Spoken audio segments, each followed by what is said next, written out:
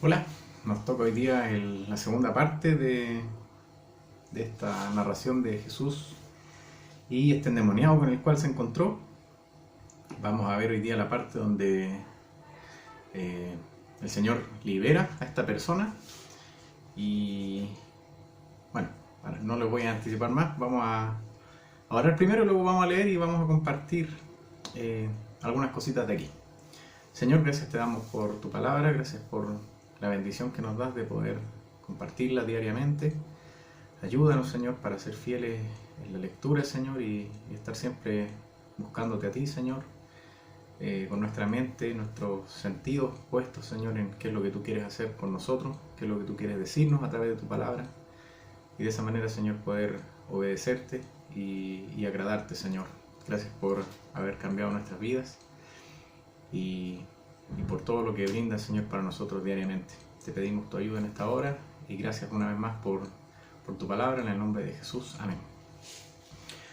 Bien, Marcos capítulo 5, versículo 11 al 20, vamos a ver hoy día. La continuación de lo que vimos ayer dice: y estaba allí cerca del monte un gran hato de cerdos paciendo, y le rogaron todos los demonios diciendo: envíanos a los cerdos para que entremos en ellos. Y luego Jesús le dio permiso, y saliendo aquellos espíritus inmundos, entraron en los cerdos, los cuales eran como 2000, y el hato se precipitó en el mar por un despeñadero, y en el mar se ahogaron. Y los que apacentaban los cerdos huyeron, y dieron aviso en la ciudad y en los campos, y salieron a ver qué era aquello que había sucedido.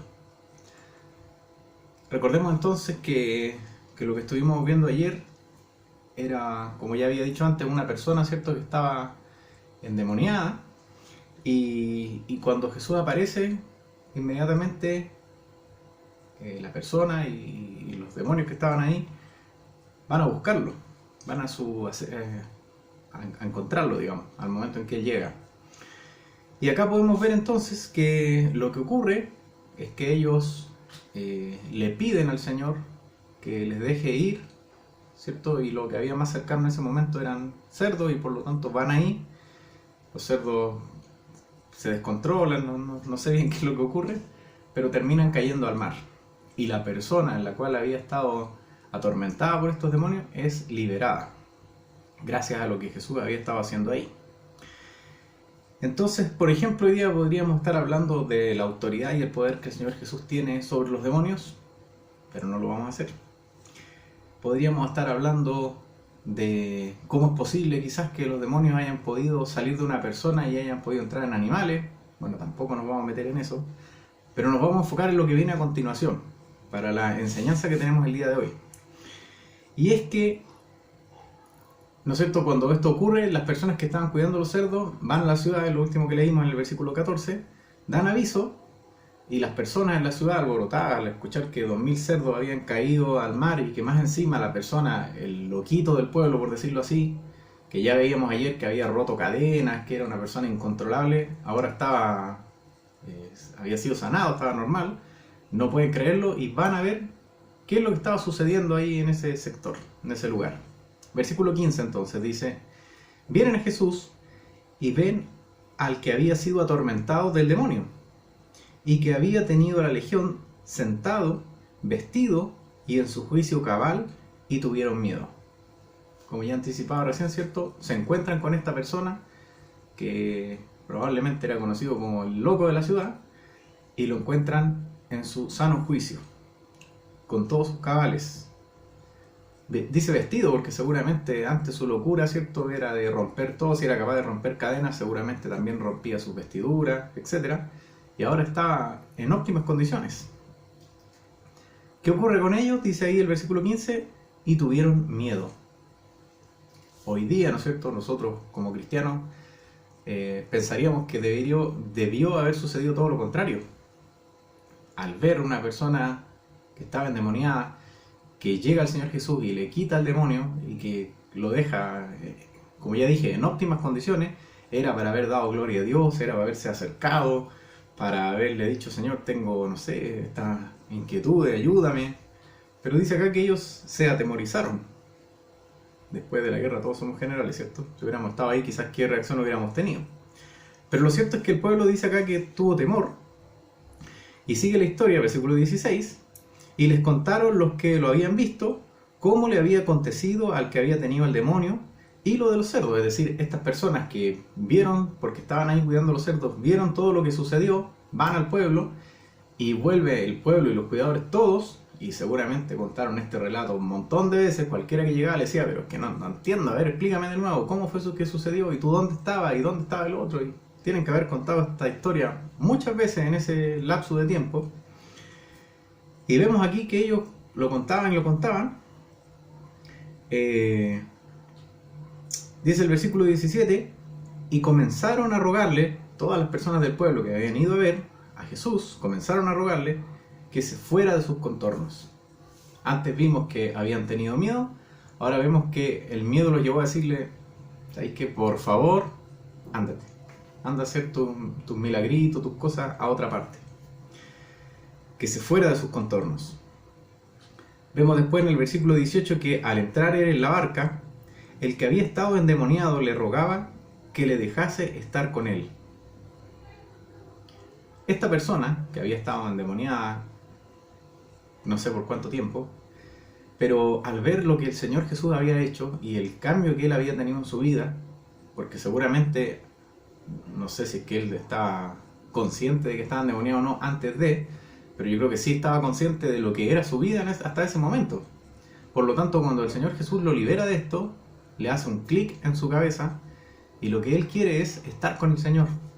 Por eso es que vemos acá que dice que le rogaba que le dejase estar con él. Él ya no quería estar ahí, no quería ser más el loquito del pueblo. Lo que él quería era seguir al Señor, estar con él, aprender de él. Mas Jesús no se lo permitió, sino que le dijo, vete a tu casa, a los tuyos, y cuéntales cuán grandes cosas el Señor ha hecho contigo, y cómo ha tenido misericordia de ti. Y se fue y comenzó a publicar en Decápolis cuán grandes cosas había hecho Jesús con él, y todos se maravillaban. Bueno, antes les dije las cosas en las que no nos íbamos a enfocar.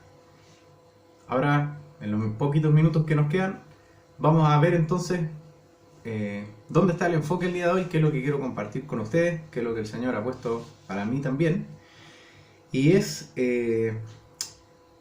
hemos podido ver en esta historia, entre lo que vimos ayer y lo que hemos leído hoy día, que hay más o menos 3 tipos de peticiones de estas personas, o en este relato. El primero tiene que ver cuando el Señor Jesús llega, ¿no es cierto? Y ellos le dicen en el versículo 12, los demonios le dicen, y le rogaron todos los demonios diciendo, envíanos a los cerdos para que entremos en ellos. Por lo tanto podemos ver aquí una petición, una petición de parte de los demonios directamente, que estaban en esta persona diciéndole, permítenos ir a los cerdos. Después veo una segunda solicitud, una segunda petición, que está en el versículo, perdón, pero no lo marqué aquí, 17, y dice que cuando la multitud vio lo que había pasado, se dieron cuenta que habían perdido 2000 cerdos, comenzaron a rogarle que se fuera de sus contornos. Ahora son las personas las que le ruegan diciendo, por favor, vete. Y finalmente veo aquí un tercer ruego, una tercera petición, que es la que hace la persona que había estado endemoniada, y es el versículo 18, y dice, el que había estado endemoniado le rogaba que le dejase estar con él. En estos 3 tipos de peticiones veo yo como 3 intenciones del corazón distintas. En la primera, si bien es cierto que los demonios lo pidieron, pero es una petición del tipo, digamos, personal, del tipo beneficio exclusivamente propio, y es ahí que yo sé que no me atormente, le dijeron ellos, no nos atormentes, déjanos ir para allá.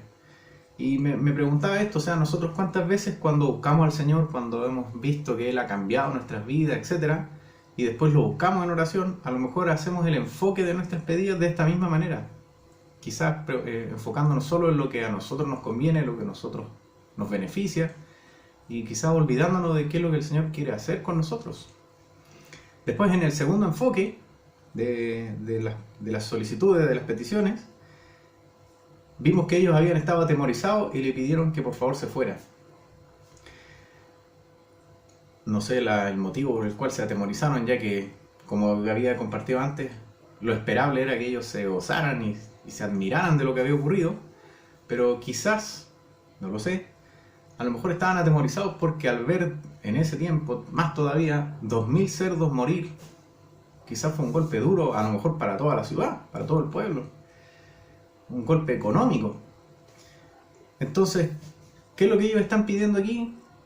Nuevamente están enfocando lo que le están pidiendo al Señor en sus beneficios personales, olvidándose qué es lo que el Señor está tratando de hacer ahí en ese pueblo, con ellos, con sus vidas, entender que el reino de Dios se ha acercado para poder traer perdón, salvación, etc.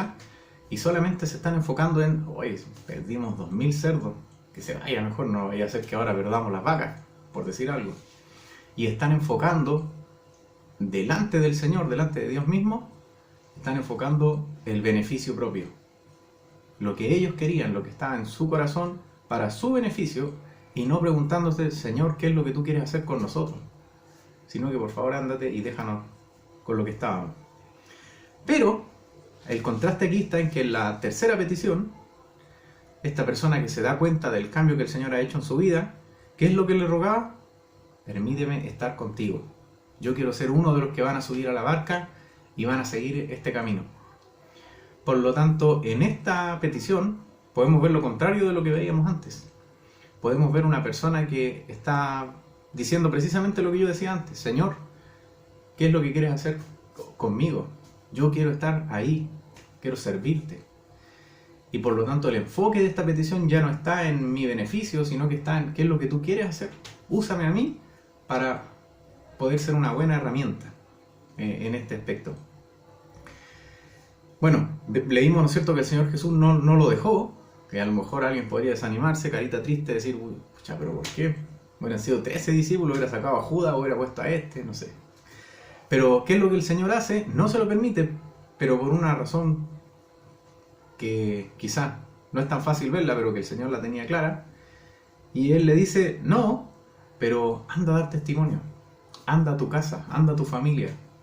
¿Y qué le dice? Cuenta cuán grandes cosas el Señor ha hecho contigo. Anda a dar testimonio.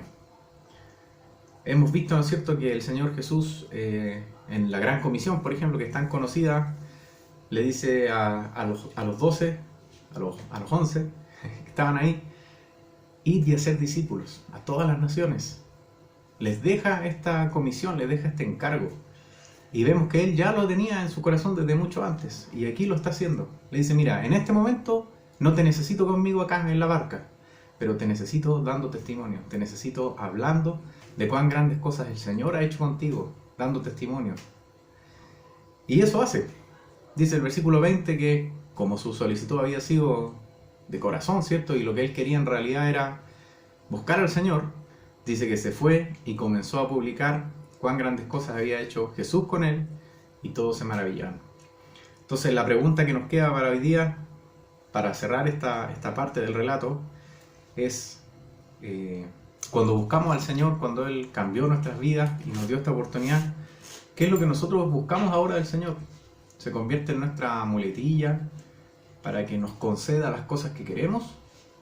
¿O realmente nosotros nos disponemos en sus manos para que Él haga lo que Él quiera? Se lo dejo ahí para meditar. Que el Señor le bendiga, hermano.